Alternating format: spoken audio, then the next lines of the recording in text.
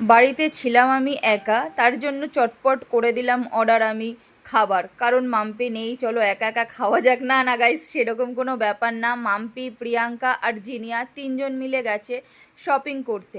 সামনেই আমরা এক জায়গায় ঘুরতে যাব, তার জন্য ওরা শপিং করতে গেছে, আর আমি খাবার অর্ডার দিয়েছিলাম ওর থেকে। প্যাকেজিংটা দেখেছো? প্যাকেজিংটা কিন্তু আমার অনেক বেশি ভালো লেগেছে।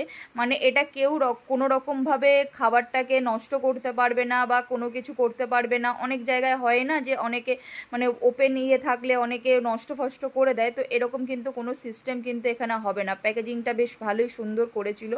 আমি ওখান থেকে অর্ডার করেছিলাম ওর থেকে বিরিয়ানি, চিকেন বিরিয়ানি, আর সাথে ছিল চিকেন চাপ, আর 2 পিস তোমার হচ্ছে চিকেন কাবাব।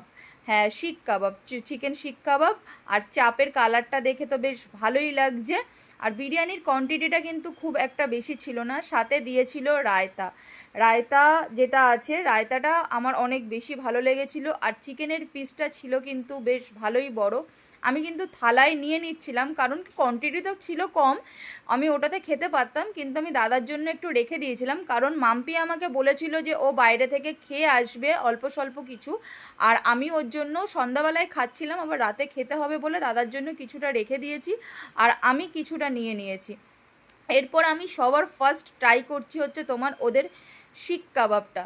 তো শিক কাবাবটা গাইজ যা ছিল না, কি বলবো, এখনও আমার মুখে লেগে আছে। আমি এডিটিং করছি, আমার মনে হচ্ছে আর একটু পেলে বোধহয় এখন ভালো হতো। সত্যি অনেক ভালো ছিল শিক কাবাবটা। আর দেখো আমার পায়ের নিচ দিয়ে ওরা কিন্তু আমাকে ডেকেই যাচ্ছে, এখনও শান্তি নেই, খেতে বসে কোনো শান্তি নেই। ওদেরকে না দিয়ে কিছু খাওয়াই যায় না। আমরা ওদেরকে দিই সব রকম খাবারই, ওদেরকে আমরা দিই, অল্প স্বল্প দিই, খুব বেশি দিই না। তো যাই হোক, এরপরে আমি কিন্তু নিয়ে নিলাম চিকেন চাপ। চিকেন চাপটা এবার আমি ট্রাই করব। তো গাইস, তোমাদেরকে কি আর বলবো, চিকেন চাপটা কিন্তু দেখতে যতটাই ভালো, খেতে অতটা ভালো ছিল না।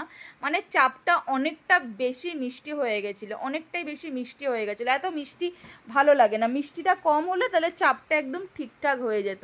আমি চাপের সাথে একটু ডিম, একটু মাংস, একটু রায়তা, একটু আলু দিয়ে একসাথে বাইট নিলাম, দেখো বড় করে একদম মুখের মধ্যে ঢুকিয়ে দিলাম।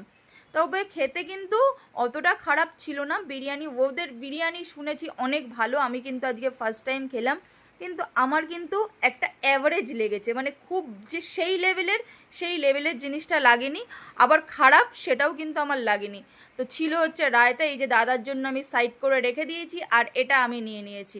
তো এটা আমি খাচ্ছি। এরপরে আবার আমাকে দেখো ওরা খোঁচা মারছে, কী আর বলবো, কিছু বলার নেই। চলো ভিডিওটা এখানে শেষ